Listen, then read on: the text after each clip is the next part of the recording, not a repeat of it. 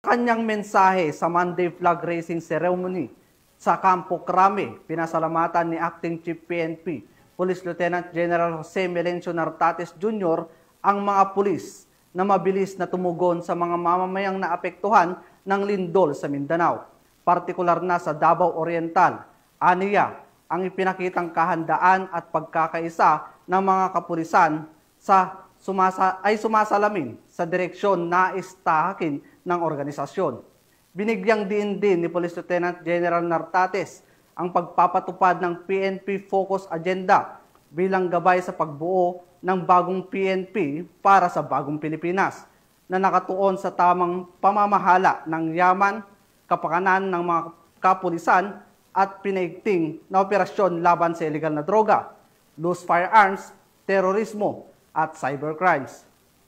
Kasabay nito, binigyang pansin niya ang kahalagaan ng disiplina, integridad at pananagutan sa hanay ng pulisya mula nang siya'y nakaupo noong Agosto 26 hanggang Oktubre 10, 2025, umabot na sa 337 kaso ang nalutas sa loob ng organisasyon.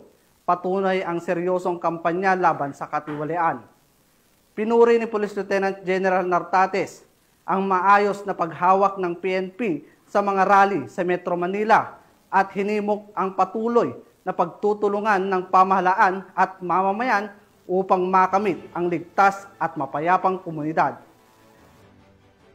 Ng pagpapalakas ng samahan at disiplina ng hanay ng kapulisan, binati rin ni Acting Chief PNP ang mga kalahok mula sa NCRPO sa katatapos na MPOC Challenge, lalo na ang Manila Police District na tinanghal na kampyon.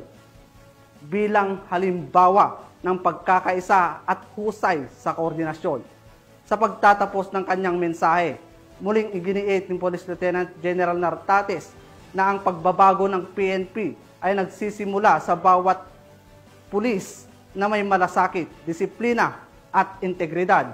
Aniya, sa patuloy na pagtutulungan ng buong organisasyon at ang sambayanan na tunay maisusulong ang bagong PNP para sa bagong Pilipinas na may serbisyong mabilis, tapat at nararamdaman.